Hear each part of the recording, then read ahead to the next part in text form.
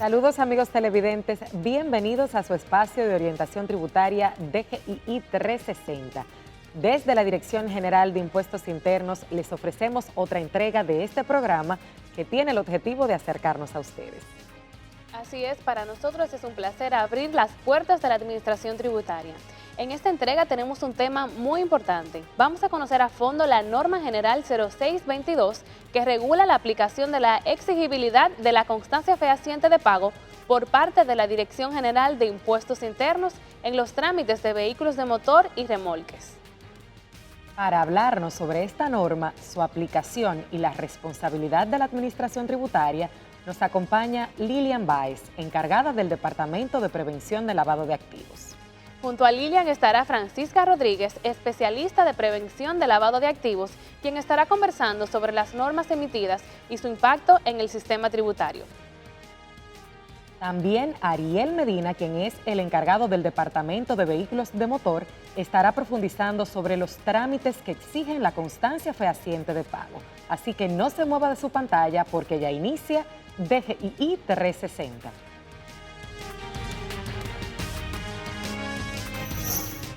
Esta semana en DGII 360 vamos a conocer a fondo la Norma General 06-22 que regula la aplicación de la exigibilidad de la constancia fehaciente de pago por parte de la Dirección General de Impuestos Internos en los trámites de vehículos de motor y remolques.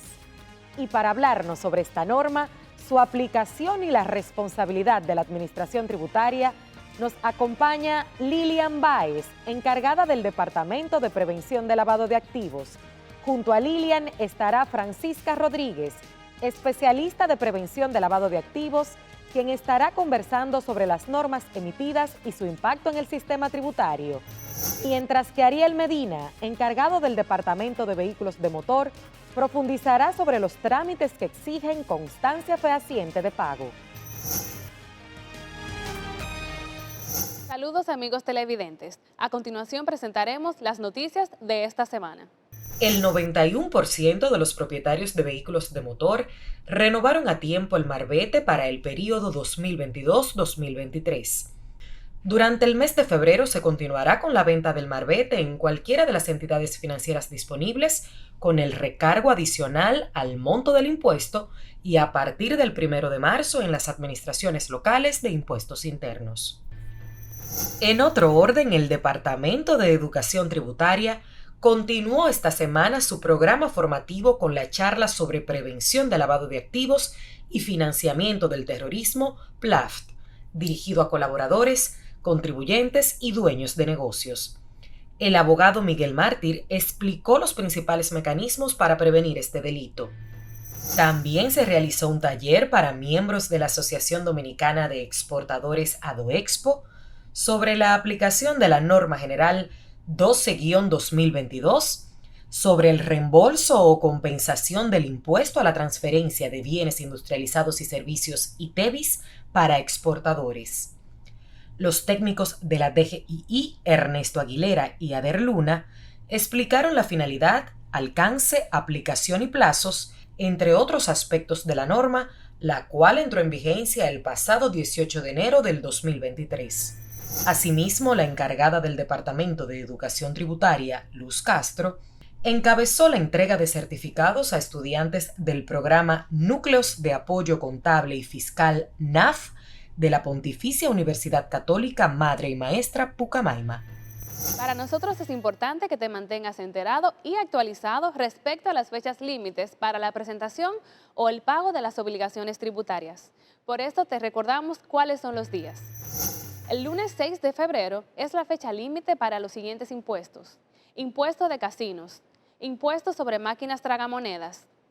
Para el jueves 9 de febrero debemos realizar el pago de los siguientes impuestos. Impuestos a los hidrocarburos, contribución de GLP. Mientras que el viernes 10 es la fecha límite para el pago de impuestos de cheque y transferencias electrónicas. ITEVIS retenidos por las compañías de adquirencia. Impuesto a la organización de juegos telefónicos. Retenciones de impuestos sobre la renta de asalariados IR3. Retenciones y retribuciones complementarias IR17. Impuestos regalías de minerales. Contribución de salida de líneas aéreas, segunda quincena, enero 2023.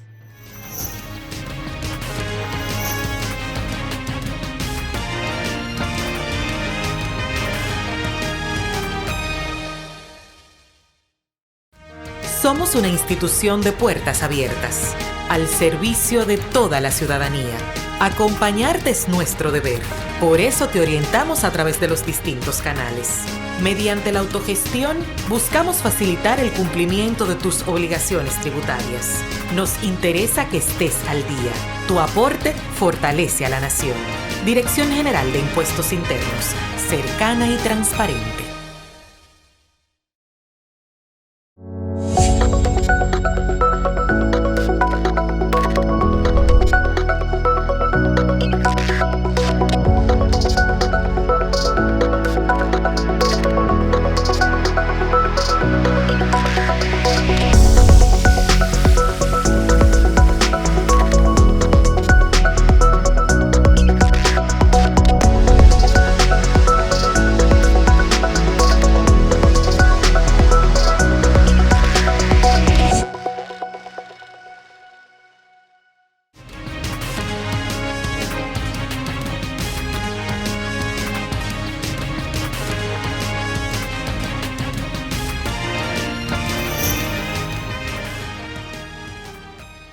Continuamos con su programa DGII 360 y hoy conoceremos todo lo relacionado a la norma 06-22 que regula la aplicación de la exigibilidad de la constancia fehaciente de pago por parte de la Dirección General de Impuestos Internos en los trámites de vehículos de motor y remolques. Para hablarnos sobre su aplicación, el objeto de la norma y cuál es el papel que juega la Administración Tributaria, nos acompaña Lilian Báez, encargada del Departamento de Prevención de Lavados de Activos, y la especialista Francisca Rodríguez, quien estará conversando sobre las normas emitidas y su impacto en el sistema tributario. Bienvenidas. Muchas gracias. Bienvenidas a DGII 360 y antes de iniciar con el desarrollo de esta conversación, nos gustaría saber cuál es la función del Departamento de Prevención de Lavado de Activos y Financiamiento del Terrorismo de la Dirección General de Impuestos Internos. Bueno, muchísimas gracias nuevamente por la invitación. Siempre es muy interesante, ¿verdad?, comenzar por el inicio, hablando de qué hace el departamento, en qué consiste, sobre todo porque siempre ha generado muchas dudas la función en materia de prevención de lavado de activos que tiene la Dirección General de Impuestos Internos, por ser la Dirección General una entidad que sí quizás su fin principal, su misión es el tema del recaudo de los impuestos.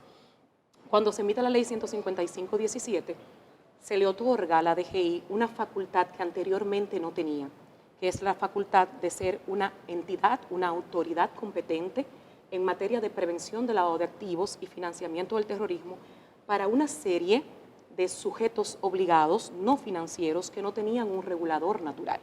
Dígase, los sujetos obligados son una serie de personas que pueden ser físicas o jurídicas que ante la Ley 155 están obligadas a aplicar a lo interno de sus negocios, de sus entidades, un sistema de prevención antilavado que pueda, si vale decirlo, reportar, si es necesario, algún tipo de actividad sospechosa, pero básicamente lo que busca es que el sujeto obligado aplique una serie de políticas y procedimientos que le permitan a él poder detectar alguna situación inusual en casos de lavado de activos y que pueda aplicar todo el enfoque de prevención de lo que consiste la debida diligencia del cliente, todo el enfoque de riesgo del cliente y de esta manera pues quizás advertir si es necesario alguna situación irregular que puedan presentar los clientes que van al sujeto obligado. Dígase que en principio lo que busca, o más bien como la DGI ve a los sujetos obligados, son como aliados estratégicos en este tema que tienen que aplicar una serie de políticas y procedimientos ante sus clientes para poder, ¿verdad?, aplicar todo lo que es el sistema de prevención antilavado. ¿Podríamos poner algún ejemplo de cuáles son esos sujetos obligados para el público que no está familiarizado con este concepto? Sí, bueno, lo pueden buscar en el artículo 33 de la ley a partir del literal B. Ahí están una serie de profesionales liberales, como los abogados, los notarios y los contadores, cuando hacen un tipo de actividad específica, las empresas que hacen factoraje, y también se encuentran los vendedores habituales de vehículos de motor, de barcos y de aviones, las empresas constructoras, los agentes inmobiliarios, algunas fiduciarias, no todas, solamente unas que les compete a la DGI, las armerías, las joyerías, los que venden joyas preciosas y metales preciosos, y las casas de empeño. Eso más o menos es el ámbito general de los que son los sujetos obligados no financieros. Hay otros, como por ejemplo los casinos, los juegos de azar, las bancas y demás, que también son sujetos obligados no financieros, pero no están regulados por la Dirección General de Impuestos Internos, sino por el Ministerio de Hacienda a través de la Dirección de Casinos y Juegos de Azar, porque efectivamente ellos tienen un regulador natural. En ese sentido, ¿cuáles son esas normas específicamente que se han emitido en materia de prevención del lavado de activos y financiamiento contra el terrorismo? Bueno, desde que la DGI asumió la posición de ser un ente regulador, pues se han emitido varias normas. Hay 4 normas sectoriales, son del 2018, la 0118, la 0218, 0318 y 0418. Esas normas están divididas dependiendo del sector al que aplique. Por ejemplo, en la 0118 están las empresas de factoraje, los abogados, los notarios y los contadores, siempre y cuando, ¿verdad?, hagan esa actividad que lo hacen sujeto obligado. Y así, en la 02 están los vendedores habituales de vehículos de motor y demás. Es decir, son normas sectoriales. Luego se emitió en el año 2018 también una norma que regula el procedimiento sancionador en materia de prevención del lavado de activos, y más recientemente se han emitido, se emitió la norma 0322 el año pasado, en marzo del 2022, que es una norma que regula los procesos de auditoría en materia de prevención del lavado de activos, y de manera colateral, pues también el departamento trabajó con 2 normas, que justamente una de ellas también vamos a hablar algunas de ellas hoy, que son las normas que establecen la exigibilidad de la constancia fehaciente de pago. Se emitieron 2 normas, la 0622 y la 0722, que si bien tratan de lo mismo, son 2 normas que tienen un alcance distinto, es decir, van dirigidas hacia un público diferente, por llamarlo de alguna forma, y la DGI las emite en calidades diferentes. A grandes rasgos, ¿qué abarcan estas normas sectoriales? Realmente, como decía Lilian, las primeras 4 normas que se emitieron en el año 2018 están dirigidas a cada sector. Nosotros supervisamos a varios sectores que se manejan todos de manera diferente, y por eso se decidió pues hacer una norma para cada uno. ¿Qué abarca esa norma de la 01 hasta la 04? Es las obligaciones que tienen esos sujetos obligados en materia de prevención del lavado. Tener su programa de cumplimiento, su manual de cumplimiento, debe de tener un oficial de cumplimiento. Todas las obligaciones en materia de prevención del lavado están establecidas en esas normas. Eso es lo que abarca, porque la ley 155/17 establece de manera general esas obligaciones. Entonces, cada regulador debe de explicar de manera detallada cómo va a aplicar esas obligaciones en cada sujeto obligado. Y por eso es que se emiten esas normas. Y ya la 0518 pues establece el procedimiento sancionador en materia de prevención de lavado para esos sujetos obligados que no cumplan con esas disposiciones de esas normas y la ley. Quisiéramos saber en qué consiste la norma 0322 en materia de prevención de lavado de activos y financiamiento del terrorismo.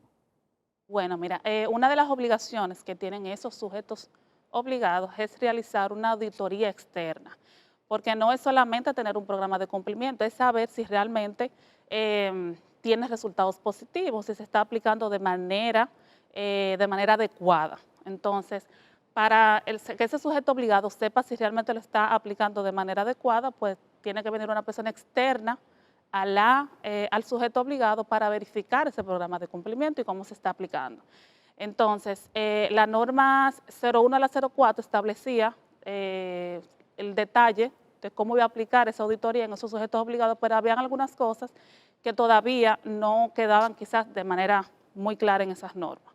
Es por eso que se decide entonces emitir una norma específicamente para esa obligación. Entonces, esa norma 03/2022 establece quiénes pueden hacer esa auditoría externa, porque no todo el mundo puede hacer auditoría externa, tiene que ser una persona calificada, tanto en materia de prevención como en materia de auditoría, y también qué debe contener ese informe producto de esa auditoría, con la finalidad de que realmente haya una verdadera revisión y que nosotros como reguladores que tenemos acceso a esa auditoría podamos ver cómo va operando ese programa de cumplimiento en el día a día de ese sujeto obligado. En cuanto a la norma 07-22, nos gustaría saber en qué consiste y cuál es el alcance de la misma. Bien, voy a dar una introducción que creo que es necesaria cuando vamos a hablar de las normas de manera indistinta de constancia fehaciente de pago. Cuando se emite la Ley 155, el artículo 64 de la ley estableció una limitación del uso del efectivo en cierto tipo de operaciones. Es decir, en la República Dominicana, desde el 2017, conforme a lo que decía ese artículo, estaba limitada el uso del efectivo hasta ciertos umbrales ante cierto tipo de operaciones. Cuando se emite los reglamentos de aplicación de la Ley 155, específicamente el 408-17, ese reglamento establecía la obligación de que para que esa aplicación del 64 surtiera efecto, tenían que emitirse una serie de normas, de instructivos, fue el término específico que utilizó el reglamento, para poder aplicar de manera real lo que decía el 64. Entonces le iba a corresponder a una serie de autoridades emitir esos instructivos. Sucede que la DGI en el 2022 es que publica la norma, porque nosotros no emitimos instructivos, porque había que ponerlo en consulta pública, y lo que nosotros ponemos en consulta pública son normas. En el 2021 se pone en consulta pública ese borrador en ese entonces de la norma, de las normas, porque fueron dos, de la 06 y la 07, para poder explicar cómo iba a operar esa limitación del efectivo. Entonces, la limitación del efectivo no la hace la DGI, la hace el legislador en la ley. La DGI lo único que tuvo que explicar a través de estas normas cómo va a ser esa exigibilidad de esa constancia ante, número uno, los trámites de vehículo de motor, porque eran una de las operaciones que estaban limitadas por el 64, y la constitución del derecho de propiedad de un vehículo de motor nace en la DGI, entonces tenía la DGI que indicar cómo iba a operar esa exigibilidad de la constancia, porque lo que hace la constancia, o más bien la norma, es agregar un componente adicional a los requisitos que naturalmente ya pide la DGI para, por ejemplo, poner un vehículo a nombre de una persona, hacer un traspaso, que es uno de los trámites que está sujeto a la limitación. Pero ¿qué pasa? Por otro lado, la DGI tiene otra facultad, que no es esa la de vehículo de motor, sino que es una facultad, que es la que tenemos conversando aquí hace un ratito, de autoridad competente en materia de prevención. Entonces, la DGI se vio obligada a emitir otra norma que hablaba de constancia fehaciente también, de exigibilidad de la constancia fehaciente dirigida al sector de notarios.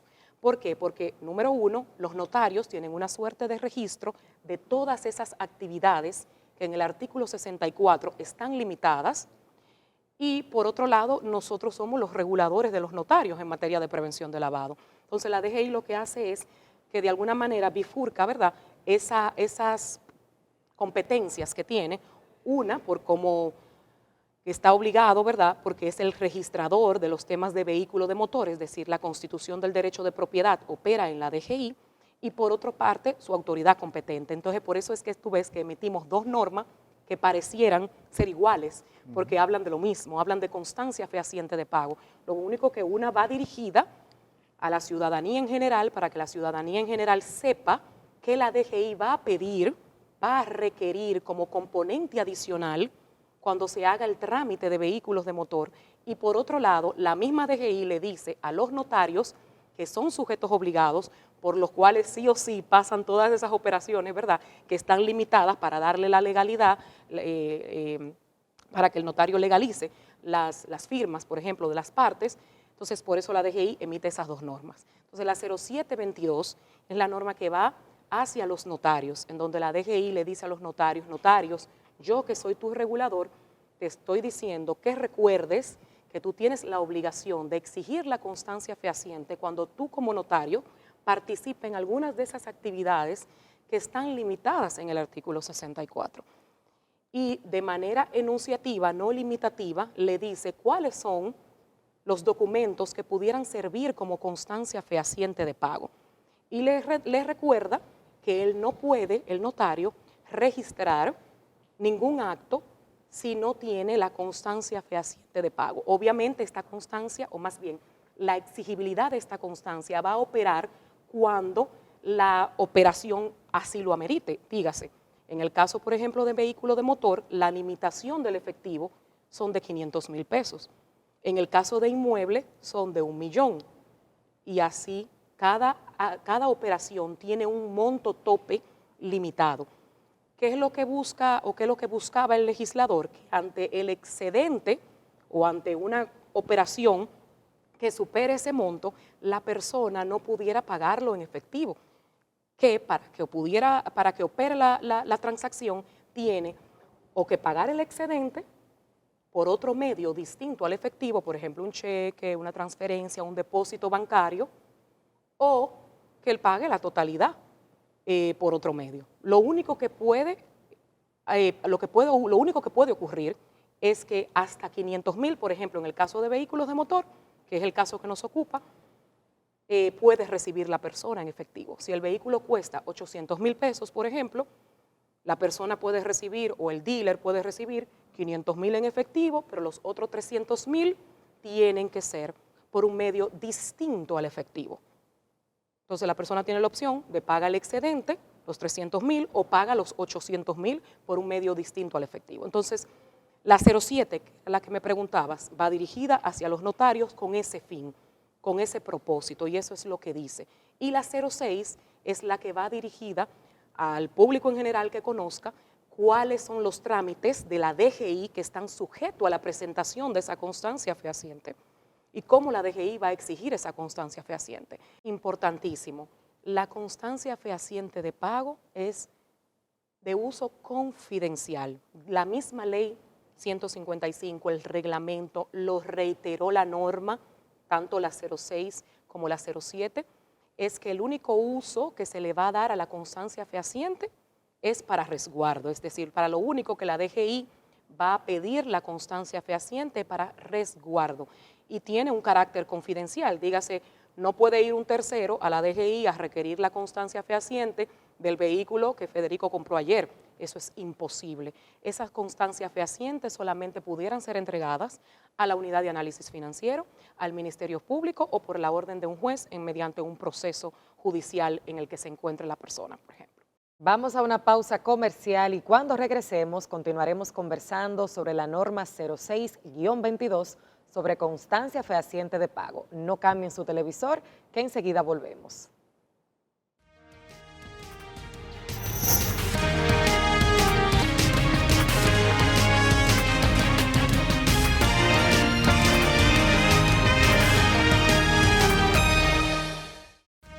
Somos una institución de puertas abiertas, al servicio de toda la ciudadanía.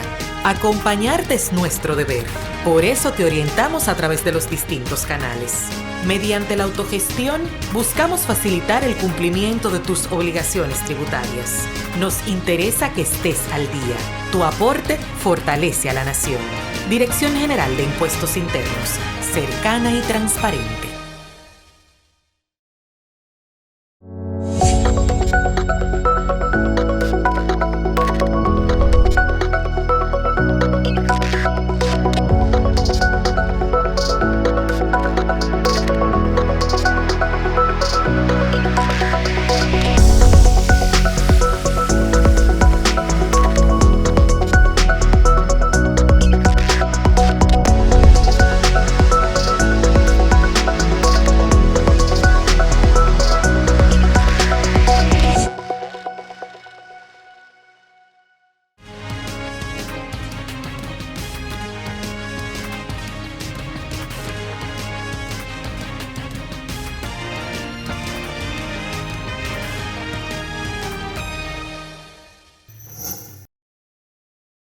Estamos de regreso en DGII 360 conversando con Lilian Báez y Francisca Rodríguez del Departamento de Prevención de Lavado de Activos de la DGII. Y antes de la pausa conversábamos sobre el objeto de la norma 06-22 que regula la aplicación de la exigibilidad de la constancia fehaciente de pago por parte de la Dirección General de Impuestos Internos. Y en ese sentido nos gustaría saber qué dice la Ley de Lavado de Activos sobre el pago de estas operaciones en cuanto a las personas físicas. Muy bien, a ver, vamos a explicar un poquito. El artículo 64, que es el que establece la limitación, incluso inicia de la manera siguiente: se prohíbe a toda persona liquidar o pagar. Es decir, el impacto del 64 es para todo el mundo. Es decir, a todas las personas se les está prohibido liquidar o pagar en efectivo ciertas operaciones hasta ciertos montos. Lo que pasa es que hay una serie de sujetos obligados que por la actividad que hacen se pueden ver más propensos, más involucrados a este tipo de operaciones, porque aquí una de las que están limitadas es la que tiene que ver con la constitución del derecho de propiedad de un vehículo de motor. Entonces, por lo general, los vendedores habituales de vehículos de motor pues se ven muy, obviamente, involucrados porque hacen esto todos los días. Entonces, ese vendedor habitual de vehículo de motor, ya sea dealer o concesionario, no importa si el vehículo es nuevo o usado, tiene la limitación de aceptar que le paguen en efectivo el valor de un vehículo de motor si supera los 500,000 pesos.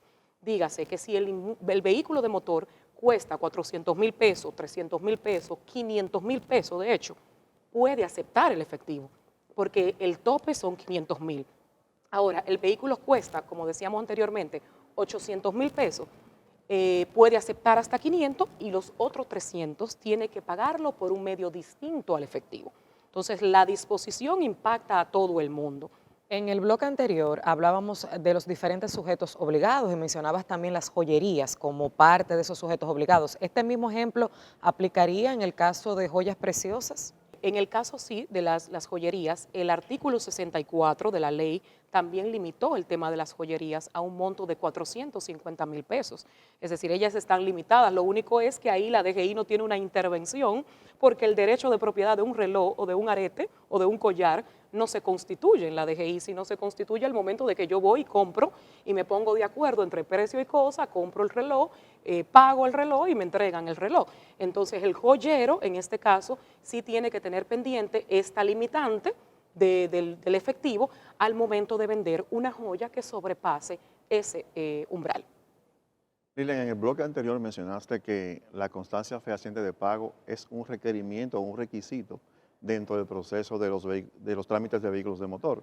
Entonces, me gustaría saber, o nos gustaría saber, ¿tiene alguna competencia la DGII para temas de usar esa constancia como medio de fiscalización en materia de lavado de activos? Ay, excelente pregunta, Federico. Muchas gracias por hacerla, que así aprovecho la oportunidad para aclarar.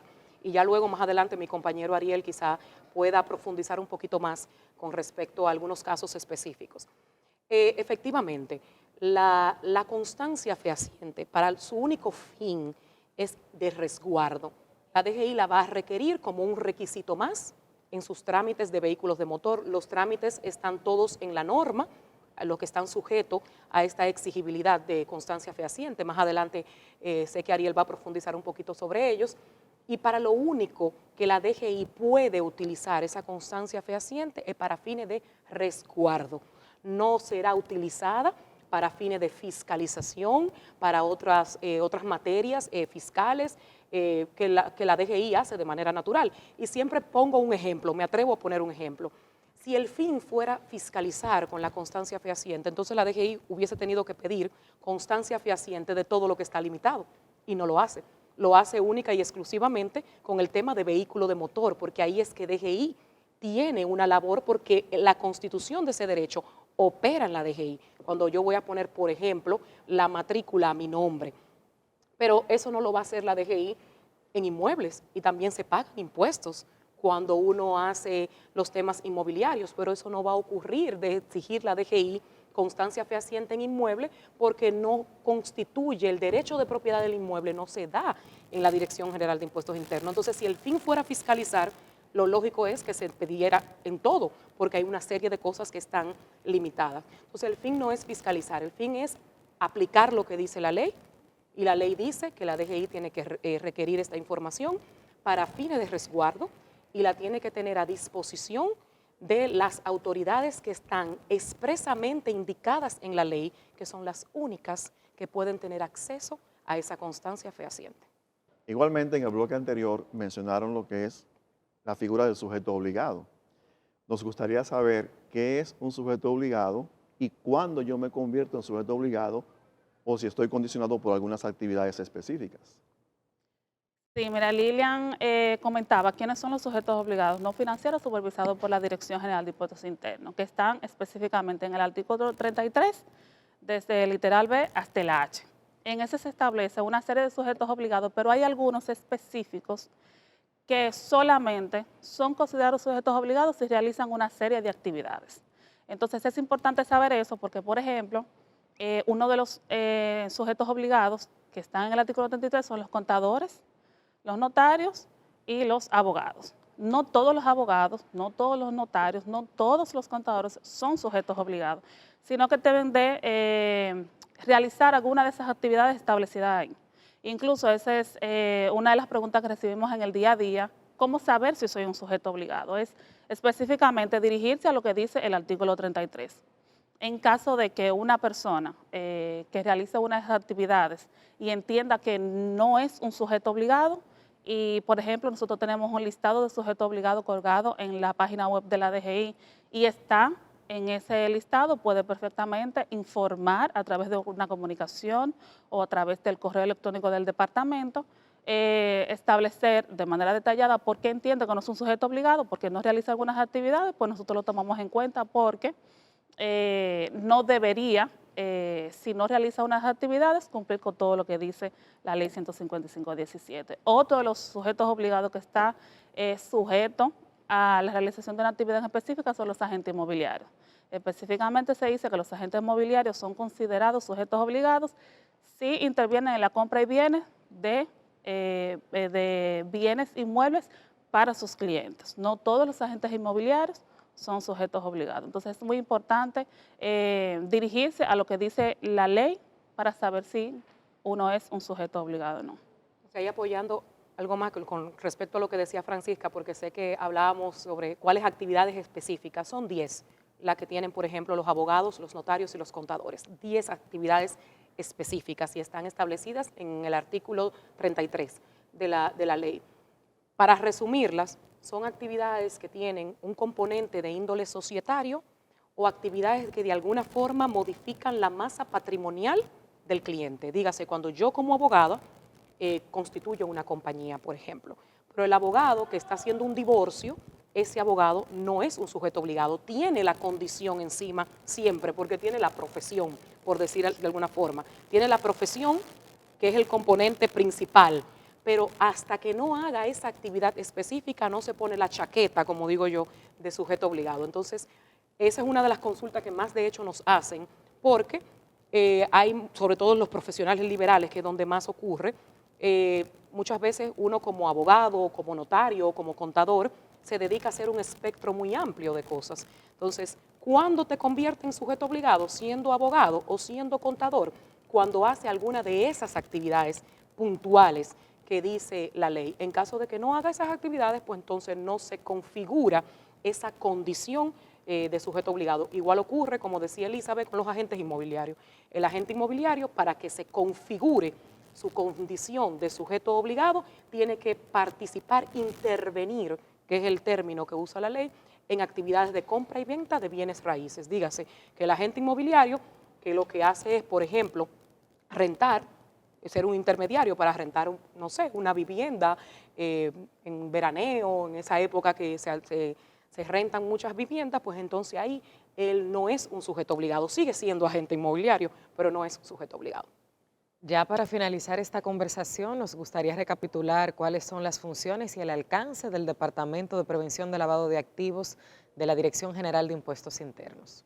Bueno, como decíamos al inicio, es un departamento que hace una labor de prevención. Nos encargamos por verificar que los sujetos obligados que están bajo nuestra tutela, nuestra supervisión, tengan sus programas de prevención, apliquen sus políticas y procedimientos en los procesos en los que ellos intervienen, en las operaciones que hacen con sus clientes, le hagan los procesos de debida diligencia a sus clientes, pues tengan que capacitarse también, es una de las obligaciones que tienen los sujetos obligados y por eso de hecho la DGI tiene una labor bastante ardua de educación, de comunicación, de difusión, para también, ¿verdad?, apoyarlos a los sujetos obligados en ese proceso. Tienen que hacer sus auditorías, tienen que tener sus manuales al día, tienen que tener su código de ética, tienen que aplicar, si es necesario, sanciones disciplinarias a sus empleados en casos de que ellos pues, no cumplan con una política. Y nosotros tenemos labor para requerir información, es una de las obligaciones que también tiene el departamento, requerir información, hacer las supervisiones que pueden ser de campo, de escritorio, siempre amparada en el aspecto, en el ámbito de la prevención. Y siempre reitero en todos los espacios que tengo la oportunidad que el sujeto obligado es un aliado estratégico, es decir, la DGI lo que quiere es que el sujeto obligado aplique lo que tiene, haga lo que tiene que hacer, porque son ellos los que están en esa primera línea de defensa y que son ellos los que se pueden dar cuenta, pueden detectar alguna inusualidad y reportarla a las entidades que tenga que reportarla. Por eso nosotros siempre nos mantenemos muy abiertos, muy cercanos a los sujetos obligados, tenemos toda un área que responde todas las consultas, estamos constantemente en la emisión de guías, de instructivos para poder edificar mejor, aclarar las dudas que son válidas.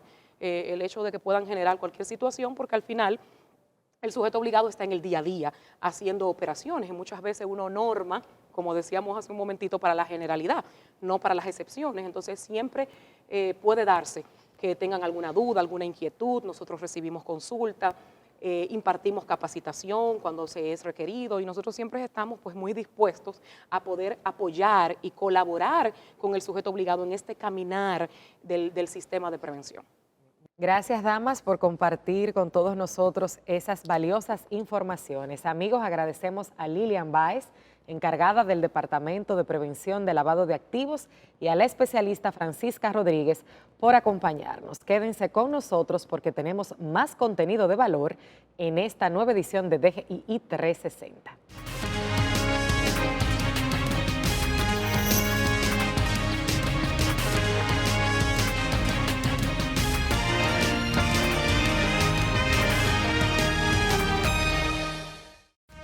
Somos una institución de puertas abiertas, al servicio de toda la ciudadanía.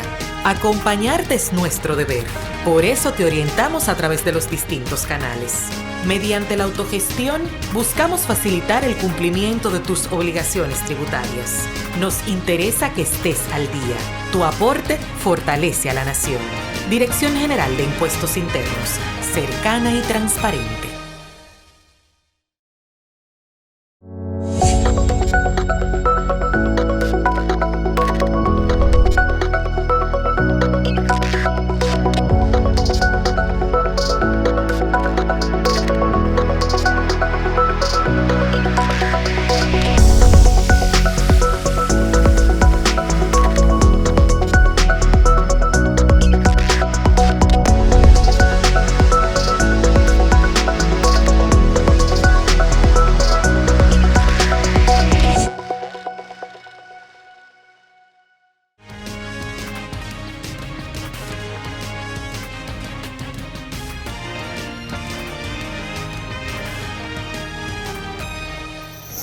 Continuamos con DGII 360 y en este momento nos encontramos en compañía de Ariel Medina, quien es el encargado del Departamento de Vehículos de Motor de la Dirección General de Impuestos Internos, para conversar con mayor detalle en torno a este tema de la constancia fehaciente de pago.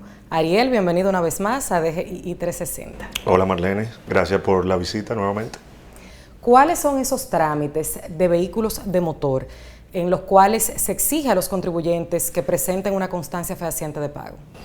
Mira, en vehículos de motor estamos exigiendo constancias fehacientes de pagos para los traspasos, para los endosos, para los descargos, que son un tipo de traspaso, y para la colocación de oposiciones y su levantamiento, es decir, las cesaciones, ya sean por venta condicional, por prenda sin desapoderamiento o contratos por intransferibilidad a favor de terceros. En la entrevista anterior se mencionó que la norma 06-22 abarca tanto a personas físicas como personas jurídicas. ¿Existe alguna excepción en este sentido o hay algunos casos de sujetos obligados que tengan que presentar algún tipo de constancia fehaciente de pago especial? Sí, mira, no hay ninguna excepción. Todos los contribuyentes que se acerquen a vehículos de motor a realizar trámites que involucren montos superiores al umbral establecido en la ley 155-17, que son 500.000 pesos, están sujetos a la presentación de la constancia, no hay excepciones. ¿Cuál es el procedimiento? ¿En qué consiste este proceso cuando una persona viene a realizar uno de esos trámites y necesita presentar la constancia? Mira, según las disposiciones de la norma 06-22 y el artículo 64 de la ley 155-17 para prevención de lavado de activos y financiamiento del terrorismo, se deben presentar constancias fehacientes de pago en todas las operaciones, en este caso de vehículos de motor, que involucren montos superiores en la operación a los 500.000 pesos. Es decir, si tú vienes a la DGI a hacer un traspaso y ese traspaso en el contrato de venta de ese vehículo, tú fijaste un precio de 600.000 pesos, entonces tú debes presentar una constancia fehaciente de pago. Si en cambio en ese acto de venta tú registraste la venta en 300.000 pesos, no. Esa básicamente es la forma en la que nosotros decidimos si un trámite aplica o no para la presentación de la constancia. ¿Cuáles documentos aplican como constancia fehaciente de pago y cuáles informaciones deben de contener esos documentos? Sí, mira, no somos limitativos en ese sentido. Una constancia fehaciente de pago es cualquier documento que nos sirva a nosotros como soporte o a ti como soporte de que tú realizaste ese pago. Entonces, una constancia fehaciente de pago puede ser un comprobante de una transferencia, una copia de un cheque, un volante de pago de una tarjeta de crédito o de una tarjeta de débito, una certificación de una entidad bancaria que te emita esa certificación del pago, una tasación en el caso de las permutas. Cualquier documento que sustente un pago realizado es una constancia fehaciente de pago. ¿Y qué pasa en el caso de aquellas ventas que se realizan mediante un financiamiento? Aplica lo mismo, cuando el financiamiento se realiza, por lo regular se da un inicial. Si ese inicial excede el umbral de los 500.000 pesos, entonces tú presentas una constancia fehaciente de pago por el pago de ese inicial. En el caso de las oposiciones, ¿qué explica la norma 06-22 en este sentido? Bueno, para la colocación de oposiciones, tú simplemente, si se trata de un contrato por financiamiento, una prenda o una venta condicional, tú presentas el contrato del préstamo. Si diste un inicial superior a los 500.000 pesos, presentas tu constancia fehaciente de pago. Si no tienes que presentar nada. En el caso de un endoso, ¿cuándo se presenta la constancia fehaciente de pago? Mira, los endosos, vamos a definir lo primero lo que es un endoso, porque para quienes trabajamos en vehículos de motor y para quienes se dedican a esa actividad comercial es un término bastante familiar, pero quizás no para todos los contribuyentes.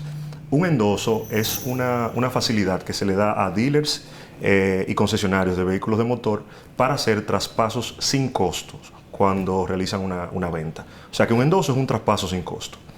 Entonces, cuando un dealer y un concesionario, luego de la entrada en vigor de la norma 06-22, se acerca a nuestras oficinas a realizar un endoso, debe presentar constancia fehaciente de pago si en esa venta, en la factura que tú emites por la venta de ese vehículo, el monto de la transacción excede los 500.000 pesos. Si tú vendes un vehículo y vas a hacer el endoso por $1.000.000 de pesos, entonces tú tienes que presentar constancia fehaciente de pago. En el caso de los financiamientos, que lo hablamos anteriormente, si el vehículo que tú vas a endosar es un vehículo financiado, entonces tú vas a presentar constancia fehaciente de pago si el inicial que tú diste para ese vehículo, para la adquisición de ese vehículo, excede los 500.000 pesos. Luego, si no lo excede, no presentas nada, pero siempre las entidades financieras, a los dealers y concesionarios, otorgan una carta de compromiso al dealer o al concesionario que dice: cuando tú me entregues la matrícula original de ese vehículo para yo colocarle mi oposición, yo te deposito los fondos que tal o cual persona me solicitó para adquirir ese vehículo. Entonces, en esa carta de compromiso, que están todos los datos del financiamiento, más tu factura, que es un requisito para el endoso, es fácil determinar qué tú diste de inicial. Ariel, en entrevistas anteriores hemos hablado sobre la importancia de que la gente se mantenga al día en cuanto a sus trámites de vehículos de motor. ¿Qué pasa con esos ciudadanos que compraron un vehículo de manera informal antes de la vigencia, de la entrada en vigencia de la ley, y que a lo mejor no han hecho un traspaso a tiempo?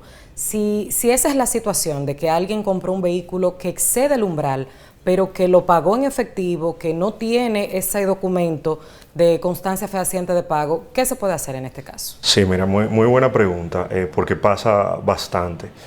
La norma no es retroactiva. Si eso te sucedió y tú tienes tu acto de venta con una fecha anterior a la entrada en vigor de la norma, entonces tú no tienes que presentar constancia fehaciente de pago. Si en cambio tú no hiciste el contrato y lo vas a transparentar, entonces sí tú tienes que dar con la persona a la que tú le hiciste ese pago y buscar la constancia. Pero como hemos dicho antes, eso puede ser hasta una constancia de pago, puede ser hasta un movimiento de tu cuenta que te certifica cualquier banco. ¿Algo más que quieras agregar en torno a este tema?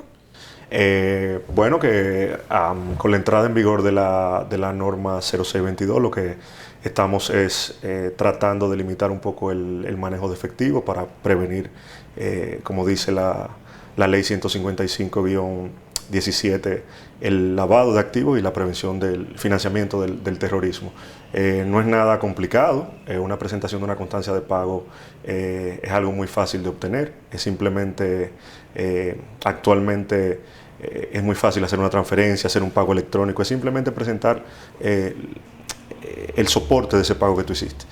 No se agrega nada más a los trámites, todo sigue igual, salvo que eso, cuando haya montos superiores a los 500,000 pesos involucrados en una transacción, presentar esa prueba de pago. Vamos a recordar cuáles son esos trámites en los cuales se exige la constancia fehaciente de pago. En vehículos de motores tenemos los traspasos, los endosos, los descargos, que son, como bien dije, un tipo de traspaso, la colocación de oposiciones y sus levantamientos, es decir, las cesaciones. Amigos, acabamos de conversar con Ariel Medina, encargado del Departamento de Vehículos de Motor de Impuestos Internos. Manténganse con nosotros.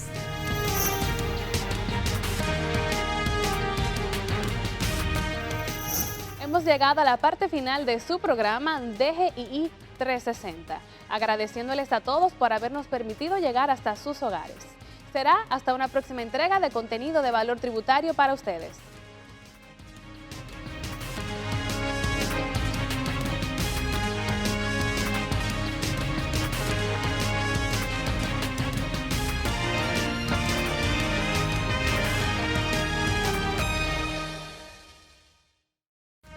Somos una institución de puertas abiertas, al servicio de toda la ciudadanía.